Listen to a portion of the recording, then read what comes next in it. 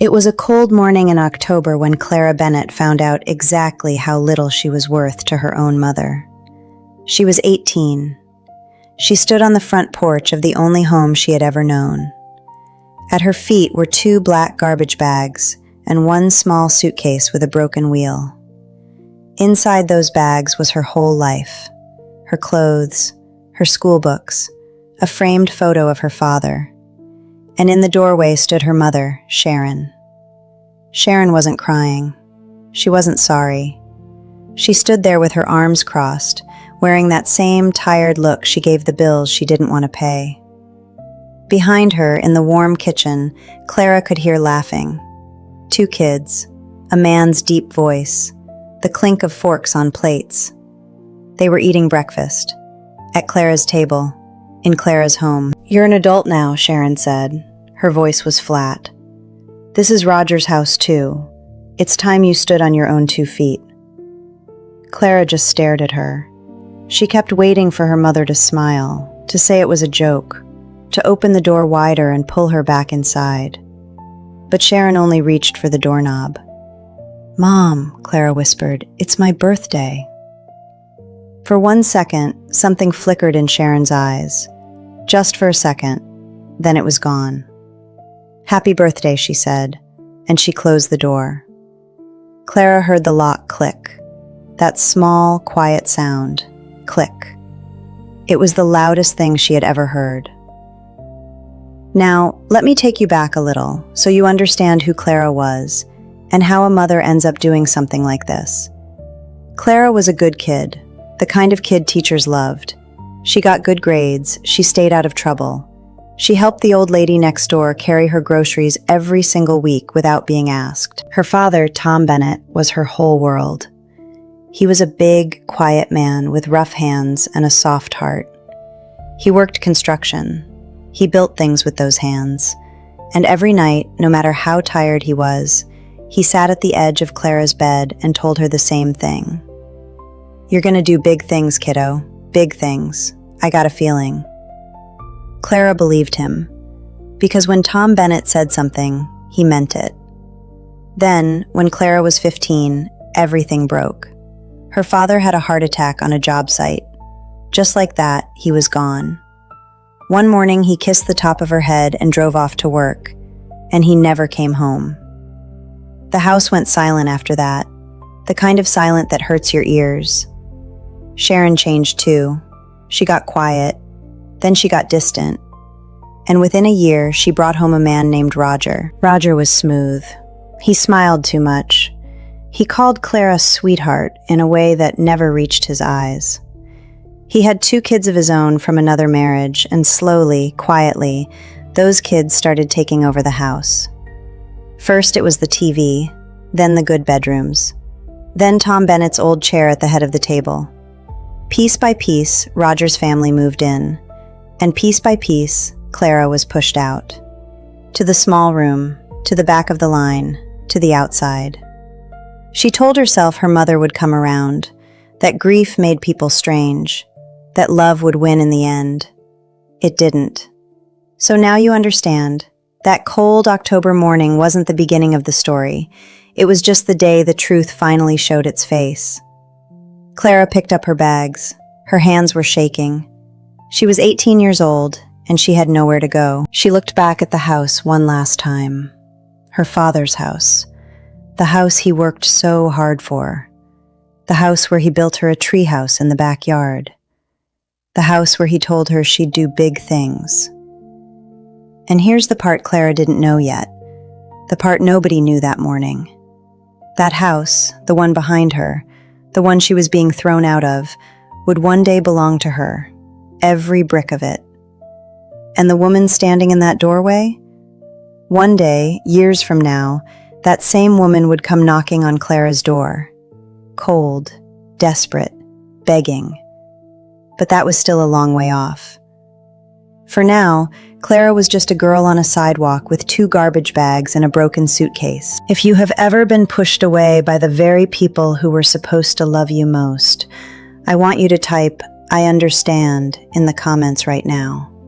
Because this story is for you. Clara's about to learn something a lot of us learn the hard way, that sometimes the people who share your blood are the ones who wound you the deepest. Stay with me, you're going to want to see how this ends. Clara started walking. She didn't know where, she just walked. The wheel on her suitcase dragged and scraped against the sidewalk. Scrape, scrape, scrape. It was the only sound on that quiet street. She passed the Hendersons' house, the Coopers' house, houses full of families sitting down to Saturday breakfast, warm and safe behind their windows. And Clara felt something she had never felt before in her whole life, completely alone. She got to the end of the block. Her arms were burning, her eyes were stinging, and she stopped just for a moment to breathe. That's when she heard it. "Clara, Clara, honey, wait!" Clara turned around. It was Mrs. Alvarez, the old woman from next door, the one Clara used to help with groceries. She was hurrying down the sidewalk in her slippers and her housecoat, moving as fast as her old legs could carry her. And she had something clutched tight in her hand, an envelope. Mrs. Alvarez reached her, out of breath, cheeks red from the cold.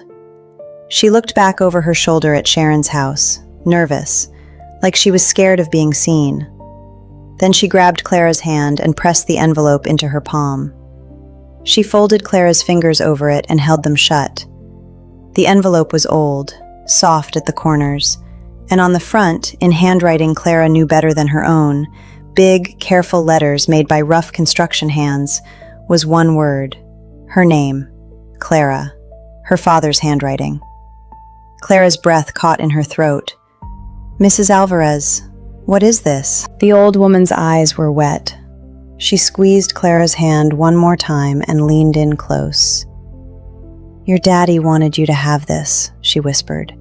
"He made me promise, a long time ago." She glanced back at the house again. "But you listen to me, sweetheart. Whatever you do, don't let your mother know I gave it to you." Clara's heart was pounding now. "Why? What's in it?" But Mrs. Alvarez just shook her head. She pulled her housecoat tight against the cold, and with one last frightened look at Sharon's front door, she turned and hurried back up the street. Clara stood there alone, on the corner, holding an envelope from a father who had been dead for 3 years. Her name on the front, in his handwriting, and a secret inside that someone was clearly afraid of. Her thumb slid under the flap, and she began to open it. Clara's thumb slid under the flap. The old paper tore soft and slow.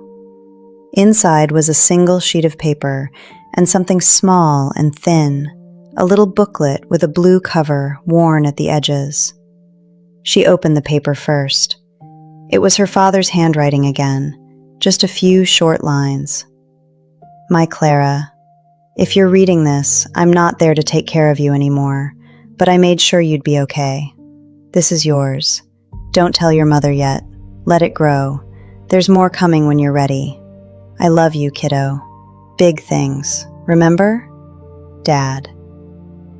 Clara read it 3 times. Her hands were shaking. Then she opened the little blue booklet. It was a savings account passbook, a bank book, and it had her name on it, Clara Bennett. Her father had opened it years ago, back when she was just a little girl. She flipped it open to see how much was inside, and her heart stopped. The balance said 0. The account was closed. Clara stared at the page. Someone had emptied it. Every dollar.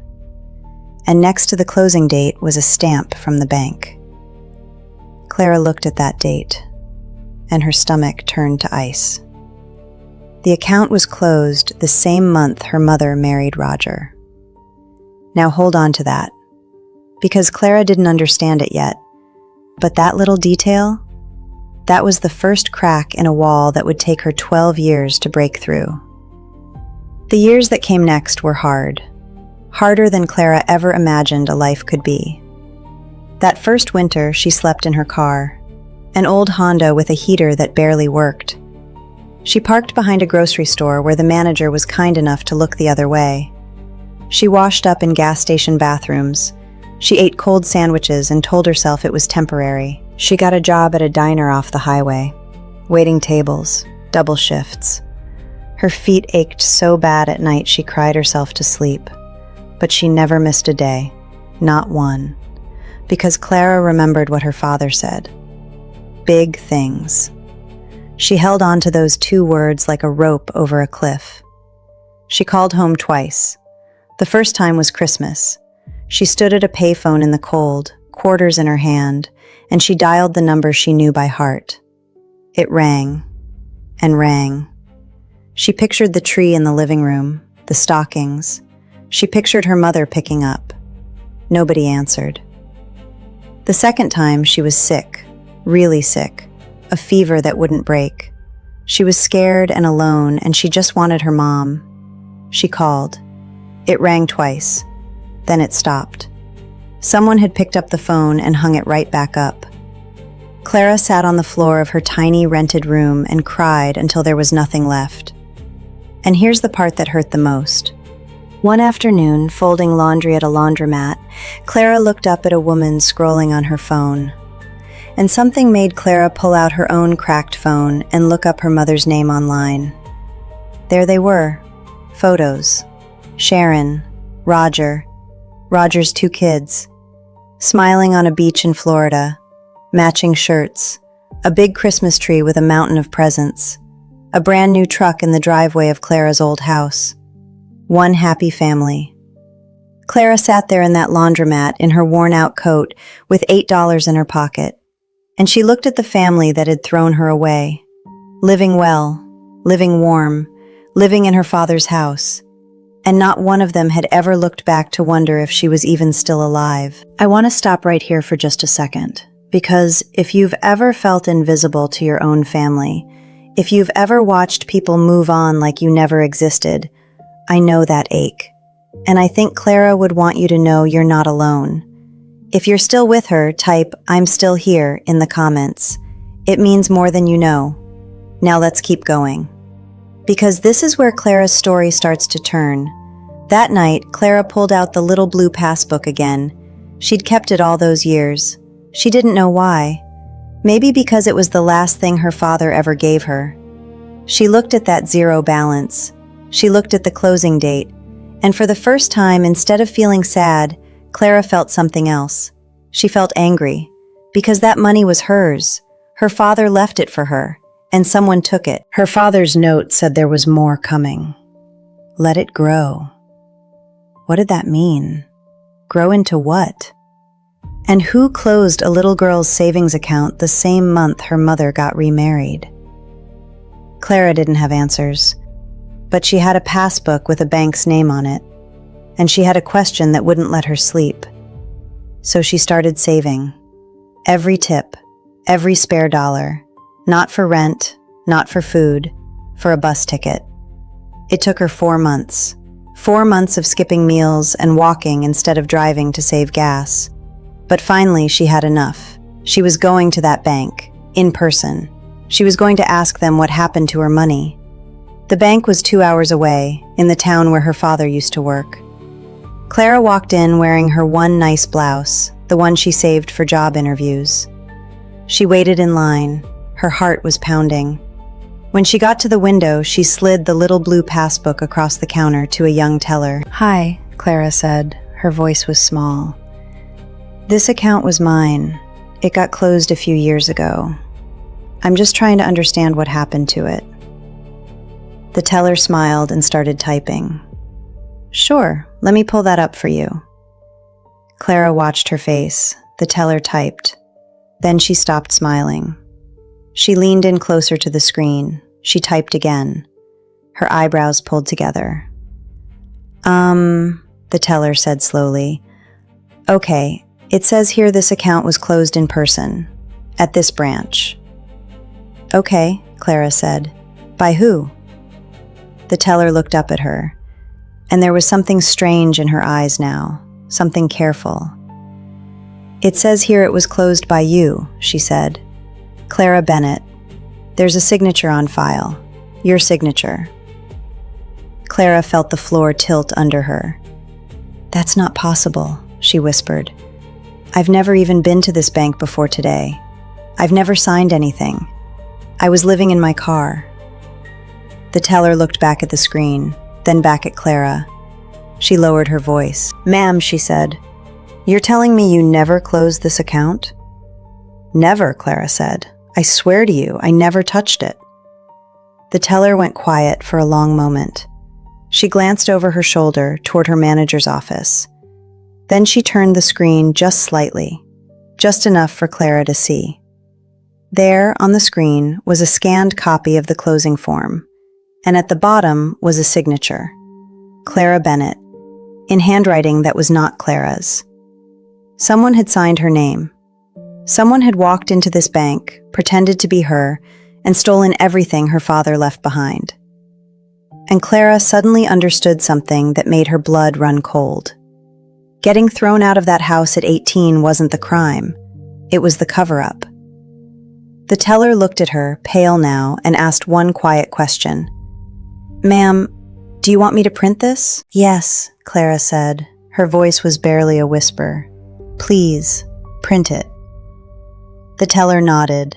The machine hummed. And a moment later, Clara was holding a warm sheet of paper in her hands. On it was the forged form, the fake signature, the proof that someone had stolen from her. She folded it careful, like it was made of glass, and slipped it into her purse. "Thank you," Clara said. "You have no idea what this means." She walked out of that bank into the afternoon sun, and for about 10 minutes, she felt strong. She felt like maybe, finally, she had something. But then reality came back, because a piece of paper doesn't pay rent. A piece of paper doesn't put food in your stomach, and Clara was about to lose everything all over again. 2 weeks later, she got the notice on her door. Eviction. The diner had cut her hours. A new manager came in, brought his own people, and Clara got pushed to 2 shifts a week. It wasn't enough. It was never going to be enough. She fell behind on rent, and the landlord didn't care about her story. So on a gray Tuesday morning, Clara packed up her whole life again. Same as when she was 18. Except this time, she didn't even have 2 garbage bags, just 1 suitcase now. The same one, still with the broken wheel. She counted her money on the hood of her old car. $211. That was it. That was everything she had in the world. She drove until the gaslight came on, then pulled into the cheapest motel she could find. The Blue Pine Motel. A sad little place off the interstate with a flickering sign and a soda machine that ate your quarters. The room smelled like old smoke. The carpet was stained. There was a water spot on the ceiling shaped like a bird. Clara sat down on the edge of that hard motel bed. And for the first time in 12 long years, she felt like giving up. She had chased the truth. She had a piece of paper proving she'd been robbed. And what did it get her? A motel room and $200. She thought about her father, about the treehouse, about big things. And she felt like she had failed him. I want to pause here just for a moment, because I know some of you watching right now have sat in a room just like that. A low moment. A moment where you wondered if all your fighting was for nothing. If that's you, I want you to hear me. Stay with Clara, because rock bottom is exactly where she found the thing that changed everything. If you believe she deserves better, type "Keep going, Clara" in the comments. Let's walk through this next part together. That night, Clara couldn't sleep, so she did what she always did when the world felt too heavy. She pulled out her father's old box. It was a small cardboard box, soft and dented from all the moving. It held the only things she had left of him. His old work gloves, a photo of the 2 of them at a baseball game, a pocket knife, and a stack of papers she'd looked at 100 times but never really understood. She spread the papers out on the motel bed under the dim yellow lamp. Old receipts, a copy of his work insurance, and near the bottom, folded in thirds, a document she had somehow never truly read. It was thick, official looking. At the top it said one word in bold letters: Trust. Clara's heart started to beat faster. She read it slow. She didn't understand all the fancy legal words, but she understood enough. Her father, Tom Bennett, had set up something called a trust before he died. And in that trust, there was a name listed as the person who would receive everything. Clara Bennett. Her. Her father hadn't just left her a little savings account. He'd left her something much, much bigger. The paper mentioned the family home. It mentioned a life insurance payout. It said these things were being held for her, protected for her, to be given to her when she reached a certain age. Clara pressed her hand to her mouth. Tears filled her eyes. Because after 12 years of feeling worthless, of feeling thrown away, here was the truth in black and white. Her father had loved her. He had planned for her. He had tried to take care of her from beyond the grave. Someone had just made sure she never found out. But then Clara's eyes moved down the page, and she noticed something. The document didn't end right. The last sentence stopped in the middle, and the page numbers skipped. It went from page 4 to page 6. Page 5 was missing. Clara flipped through everything again. She checked the box, she checked the floor, she shook out every paper. Page 5 was gone, and she knew deep in her gut that page 5 was the most important page of all, because that's the page that would say who was in charge of the trust, who was supposed to protect it, and who could have stolen it. Someone had taken that page out on purpose. Clara sat back against the headboard, and slowly, piece by piece, the whole ugly picture started coming together in her mind. A savings account, drained the same month her mother remarried. A signature, forged with her name. A trust worth a home and an insurance payout. And a mother who suddenly, desperately, needed an 18-year-old girl gone from the house. It was never about Roger. It was never about standing on her own 2 feet.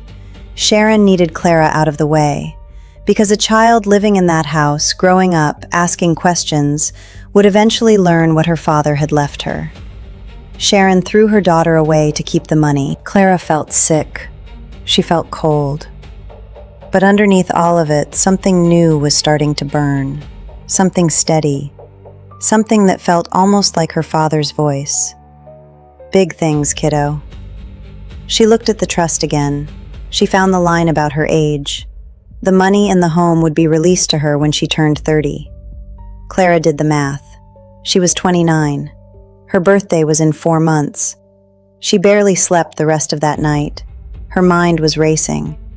If she could just find that missing page, if she could just prove who set this up, then everything her father left her could finally come home. She had a purpose now, a real one. But right in the middle of that hope, her phone buzzed on the nightstand. It was almost 2 in the morning. Who calls at 2 in the morning? Clara picked it up. The screen glowed in the dark, and when she saw the name, her whole body went cold. It was a number she had blocked years ago, a number she never thought she'd see light up again. Her mother, Sharon, was calling. Clara's thumb hovered over the screen, her heart pounded. After 12 years of silence, 12 years of hang-ups and beach photos and empty Christmases, now? The call ended, and a second later, a little icon appeared, a voicemail. Clara's hands shook as she pressed play, and through the speaker, in the dark of that sad motel room, came a voice she barely recognized. Her mother's voice, but cracked, shaking, scared. Clara, baby, it's Mom. I know I have no right, I know, but something's happened. Everything's falling apart. I need you. Please, please call me back. The message ended, and Clara sat there in the dark, staring at the phone, one question pounding in her head. After 12 years, what could have gone so wrong that Sharon would come crawling back to the daughter she threw away? Clara sat in that dark motel room and listened to the voicemail 4 times. Her mother's voice, shaking, begging, I need you, please. For 12 years, that was all Clara ever wanted to hear. And now that she finally heard it, she felt nothing but cold. She did not call back. Instead, she set the phone down, and something inside her went quiet and steady. Because Clara understood something now. Her mother didn't want her. Her mother wanted something. And whatever Sharon needed at 2 a.m, it could wait. Clara had her own work to do first. She turned 30 that spring, and on the morning of her birthday, she did not cry.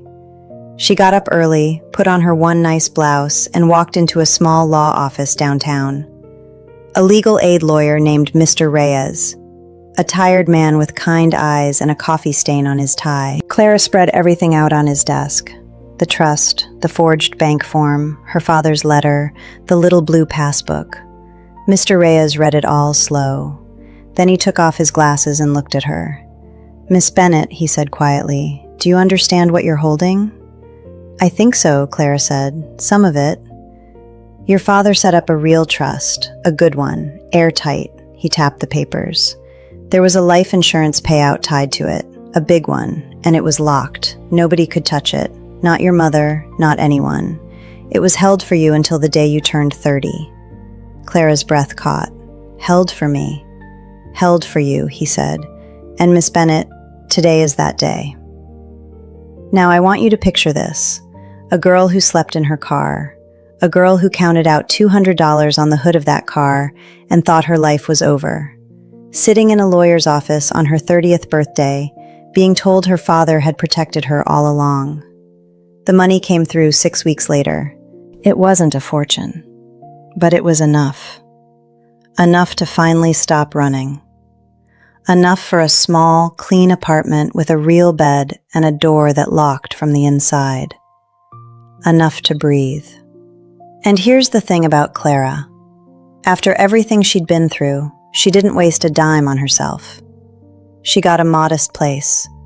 She kept her old job for a while. And she started doing something else. Something that came straight from her heart. She started helping old folks in her building.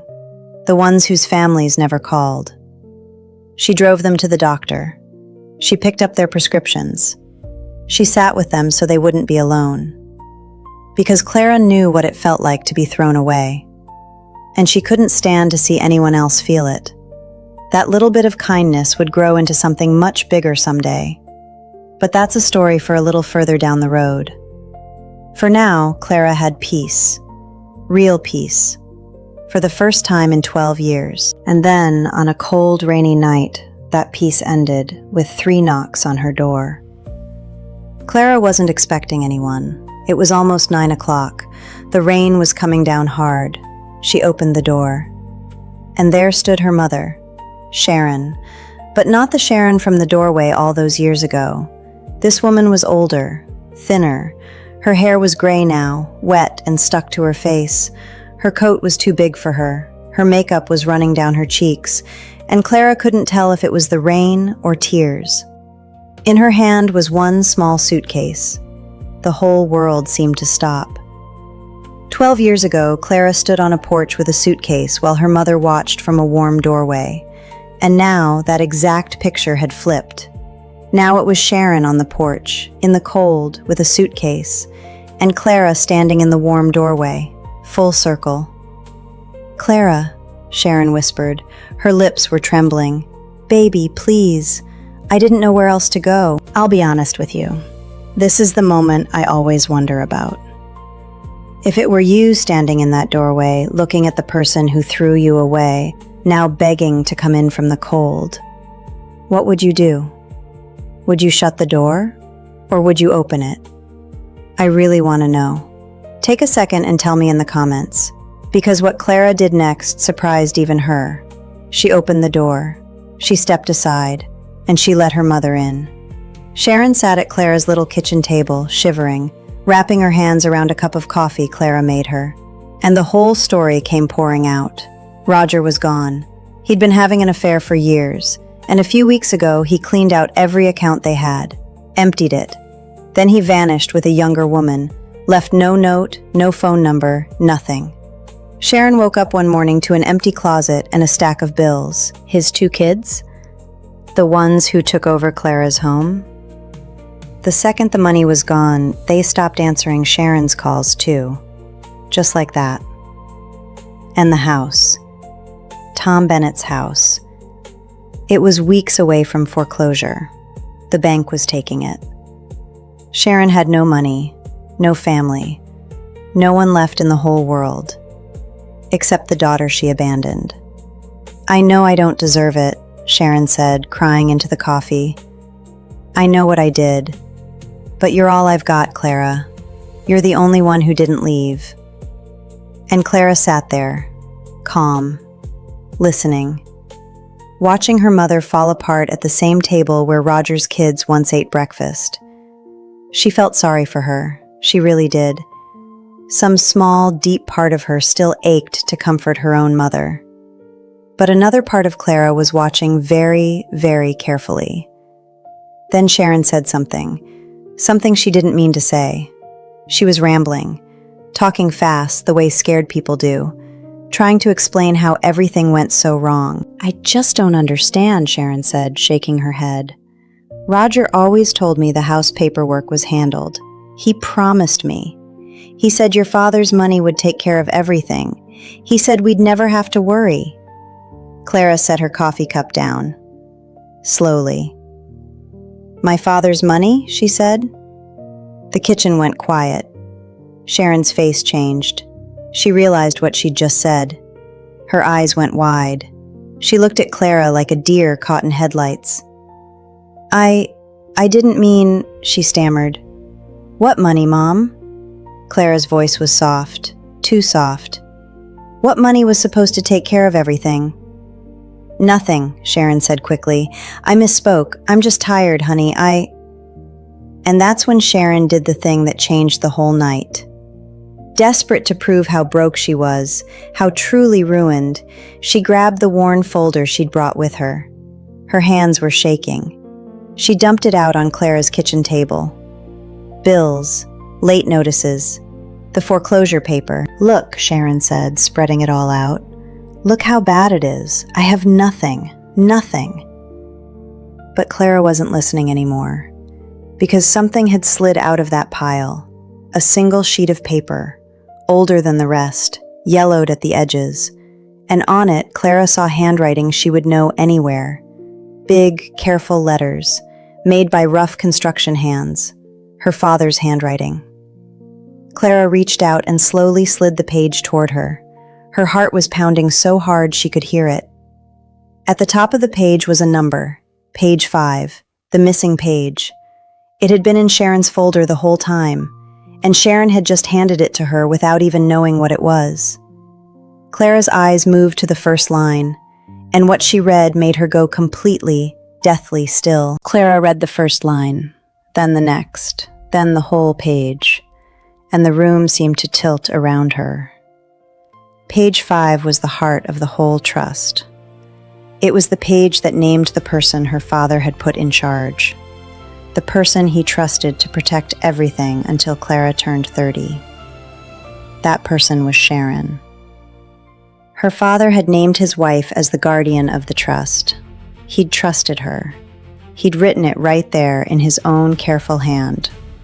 Sharon Bennett was to hold the home and the money in good faith and keep it safe for their daughter.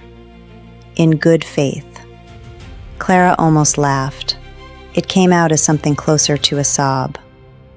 Her father had died believing his wife would take care of their little girl. He'd handed Sharon the keys to Clara's whole future and said, "Protect her." And instead, Sharon had used those keys to lock Clara out. She had the legal power to control everything. So she forged Clara's signature at the bank. She drained the savings. She hid the trust. And she threw an 18-year-old girl out on the porch on her birthday. So that girl would never grow up in that house and start asking questions. It was all right there, in writing. The betrayal had a paper trail now. Clara looked up from the page, and she looked at her mother across the table. Sharon's face had gone white as a sheet. Clara, she whispered, please, let me explain. You were the trustee, Clara said. Her voice didn't shake. It was calm, almost gentle. And that calm was somehow more frightening than any shouting could have been.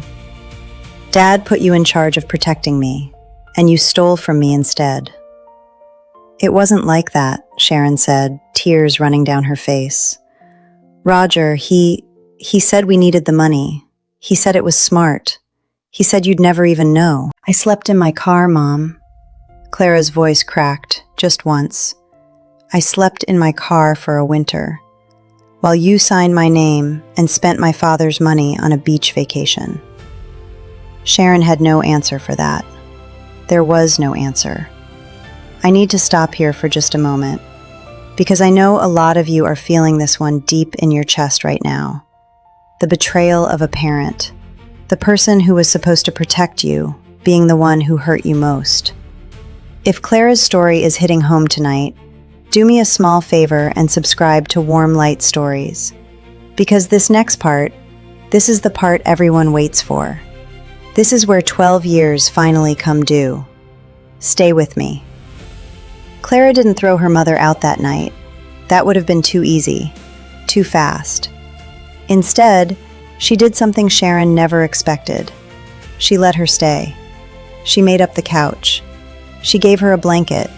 She told her in a quiet voice, "We'll figure out the house tomorrow." And Sharon cried with relief. She thought she was saved. She thought her daughter was going to forgive her, help her, fix everything. She had no idea what Clara was really doing. Because the next morning, while Sharon slept, Clara was already awake, already dressed, already on the phone. The first call was to Mr. Reyes, the lawyer. Clara read him page 5, word for word. She told him about the forged bank form. She told him everything. There was a long pause on the line. Then Mr. Reyes said, slowly, "Miss Bennett, do you understand what this is? This isn't just cruel. This is fraud, forgery, breach of a legal trust. Your mother didn't just hurt you. She broke the law. Several of them." "I know," Clara said quietly. "With this page and that bank signature," he said, "you could take this to the police. You could take back everything, the house included." "I know," Clara said again. And she did know. She'd known since the moment she read that page. But there was one more thing Clara needed to find out. One more piece. Because here's what had been bothering her. That afternoon, all those years ago, a frightened old woman named Mrs. Alvarez had chased her down the street with an envelope. She'd pressed her father's letter into Clara's hand and whispered, "Don't let your mother know." How did Mrs. Alvarez have that envelope? Why was she so scared? And how did she know to give it to Clara on that exact day? Clara had never had the answer. But now she had money and time and a reason to go looking. It took her 2 weeks to track her down. Mrs. Alvarez had moved to a little senior apartment across town. She was in her 80s now, frail, but her eyes lit up the moment she saw Clara standing in her doorway. "Oh, honey," the old woman said, reaching for her hands. "You made it. You really made it." They sat together over tea, and Mrs. Alvarez finally told Clara the truth she'd been holding for 12 years. Clara's father, Tom, had come to see her a few weeks before he died. He'd had a bad feeling, a feeling that something wasn't right in his own home. He didn't fully trust Sharon anymore. He wasn't sure why, just a feeling in his gut. So he gave Mrs. Alvarez a copy of that envelope, and he made her promise. "If anything ever happens to me," he'd said, "and you see my Clara getting pushed out, you give her this. But wait for the right moment. Sharon can't know." "Your daddy knew, sweetheart," Mrs. Alvarez said softly, patting Clara's hand. "Somewhere deep down he knew, and he did the one thing he could to reach past it all and protect you. He was trying to save you, even after he was gone. Clara broke down right there at that little table, 12 years of pain pouring out of her. Because her father hadn't just left her money, he'd seen the danger coming. And with his last bit of time on this earth, he'd built her a lifeline. Her daddy had been fighting for her the whole time. She just never knew. Clara left Mrs. Alvarez's apartment a different woman, steadier, clearer. She wasn't angry anymore. Anger was too small a word for what she felt now. She was ready. She gathered it all, page 5 of the trust, the forged bank form, her father's letter, Mrs. Alvarez's sworn statement. She put it in a neat folder, everything in order. And then she made one final call. This one made her hand pause over the phone for a long moment before she dialed. She called the bank. Not to ask a question this time, to make an offer. Because Clara had learned something in those 2 weeks. The family home, her father's house, was about to be sold at a foreclosure auction. The bank was dumping the loan. Anyone with the cash could step in and buy the debt. Anyone. Clara went home that night and sat across from her mother at the kitchen table. Sharon looked up at her, hopeful, thinking her daughter was finally going to save the house. "Mom," Clara said gently, "I need to tell you something about the house." "Yes?" Sharon said, grabbing her hand. "Oh, Clara, thank you, thank you." "The foreclosure went through this morning," Clara said. "The house sold." Sharon's face crumbled. "Sold? To who? Who bought it?" Clara looked her mother right in the eyes, and she said one quiet word. Me. The word hung in the air of that little kitchen. Sharon's mouth opened, then closed, then opened again.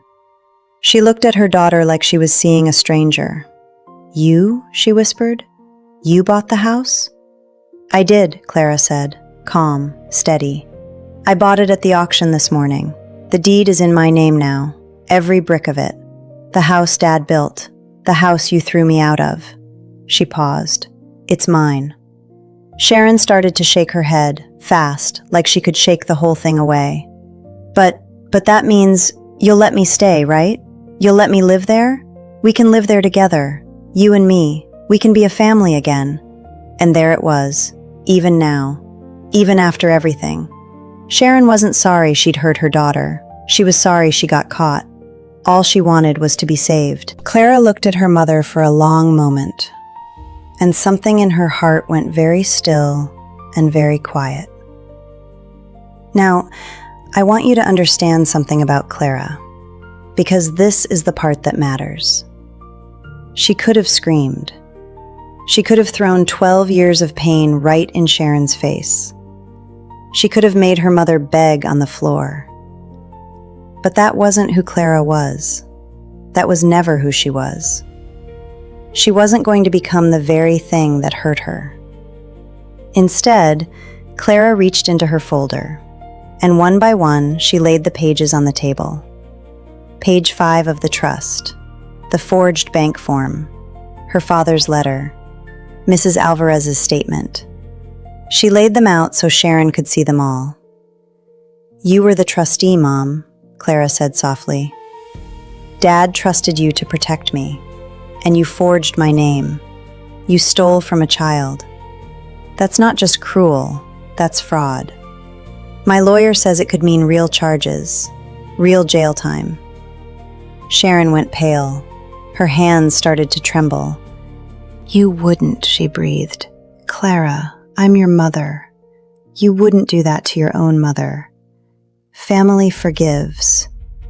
Family, Clara repeated.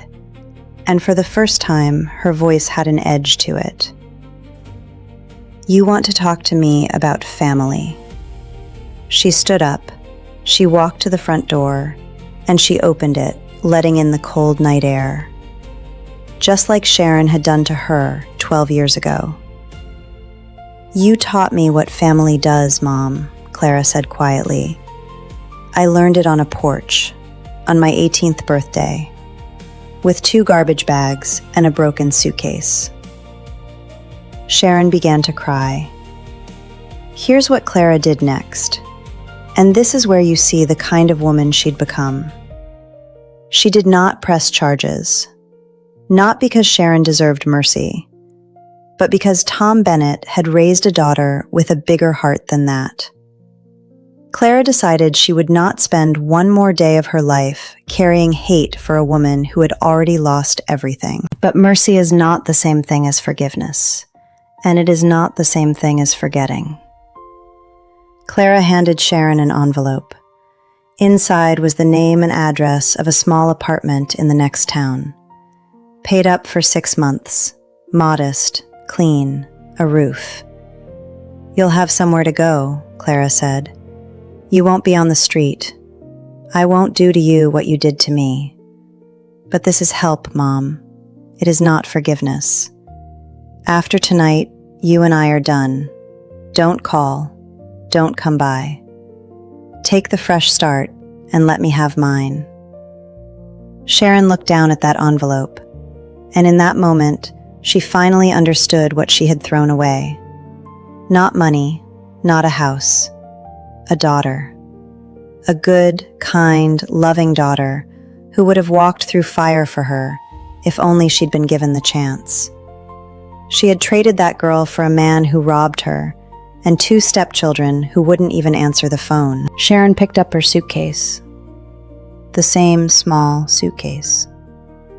And she walked out the door into the cold. Alone. Exactly the way she'd sent Clara out all those years ago. The circle was finally complete. But the story doesn't end there, because I promised you a real ending. And Clara's ending is a beautiful one. Roger didn't get away. Clara turned over everything she had to the authorities. The forged documents, the drained accounts, the whole ugly trail. It took time, but they found him, 2 states away, living off the money he'd stolen. He was arrested, charged, and everything he'd taken and hidden was frozen. His new life fell apart the same way he'd made so many others fall apart. And his 2 kids?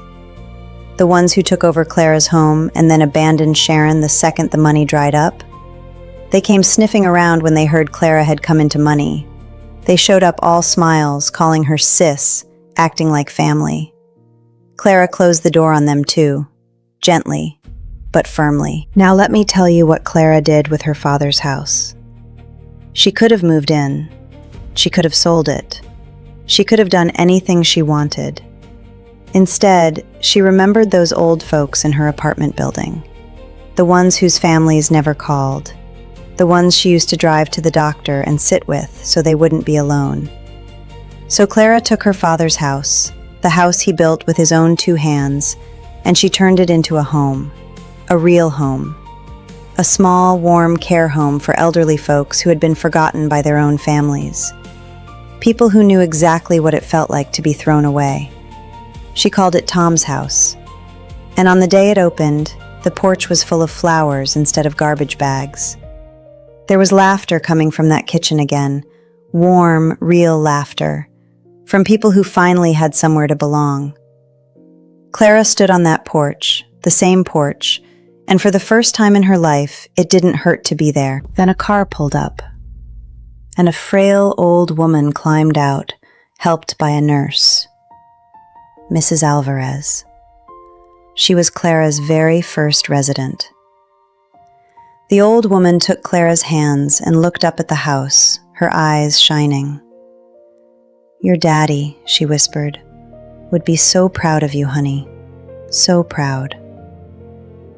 And Clara finally let herself cry. Not from pain this time, from peace. I want to thank you for staying with Clara through her whole journey tonight, from that cold porch all the way to this warm one. Because here's the truth her story leaves us with. The people who share your blood are not always the people who love you. Sometimes the ones who are supposed to protect you are the ones who wound you the deepest.